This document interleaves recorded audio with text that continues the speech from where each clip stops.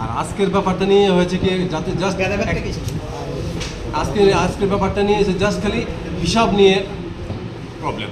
উনি আমাদেরকে কোনো হিসাব দিয়ে যায়নি। আমি যখন এসেছি, আমি যখন এই চেয়ার বসেছি, আমাকে কোনো হিসাব দেয়নি, কিছু দিন। একটু আগে আমার অ্যাসিস্ট্যান্ট সেক্রেটারি বলেছে যে কান্তিলাল দেব, উনি যখন সেক্রেটারি ছিল, ইনকামিং আউটগোয়িং যে আছে, incoming secretary Biswa Shah, outgoing secretary general secretary Kantilal Deb, দিয়ে কাগজ দিয়ে ফর্মেট দিয়ে সব বানিয়ে সব দিয়ে দিয়েছে। তো আমাকে কিছুই করেনি উনি, হ্যাঁ, আমাকে কোনো হিসাবই দেয়নি। তো আমার হিসাবটা তো আমার পেতে হবে। তা আমি কী করে আমি এই সংগঠন চালাবো? আমাদের এত টাকার হিসাব, আমার তো অ্যাসিস্ট্যান্ট সেক্রেটারি বলেছে কত টাকা, say about 18 lakh fix certificate. তা কোনো হিসাবই পাইনি। এই হিসাবটা নিয়েই আমাদের প্রবলেম, আর কোনো প্রবলেমে।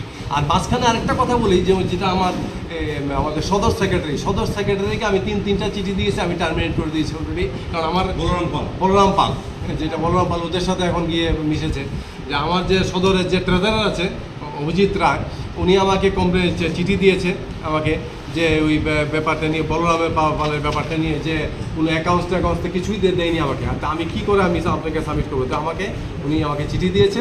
তো ওনাকে আমি একটু বলবো যে একটা আমার সদর একটু অ্যাকাউন্টসটা একটু বলে দেখ। আর